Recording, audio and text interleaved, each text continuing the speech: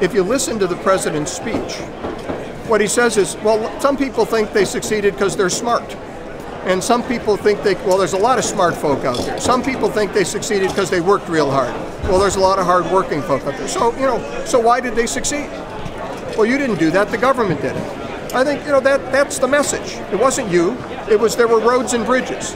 Our message as Republicans, and the message that Mitt's going to get across is, we did build it. We built the nation, we built the roads and the bridges, we built the businesses, we created the products, we built our families, and we built our homes.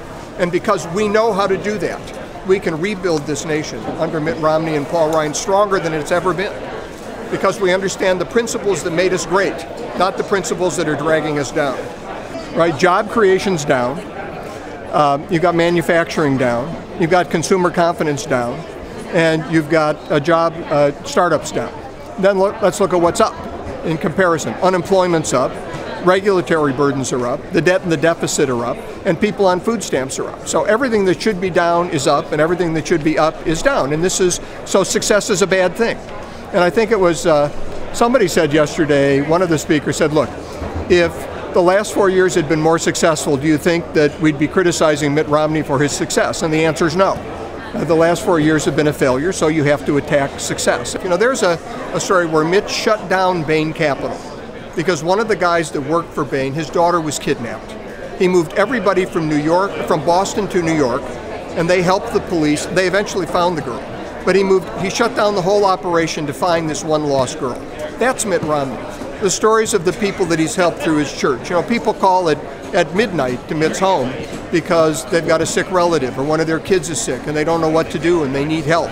This isn't a man that's insensitive to other people's needs. He's a man of enormous integrity and enormous dignity. And Ann Romney was spectacular.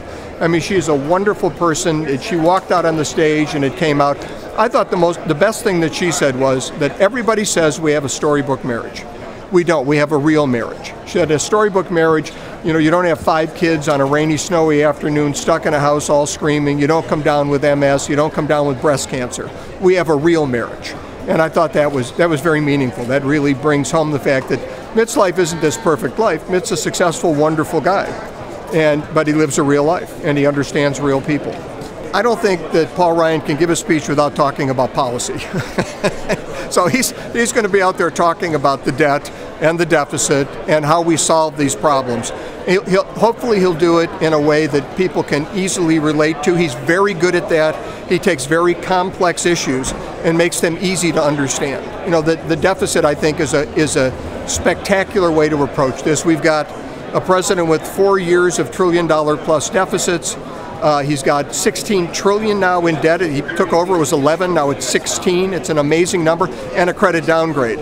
Then you've got 2 candidates. You've got Mitt Romney, who went into Massachusetts with a $3 billion budget shortfall.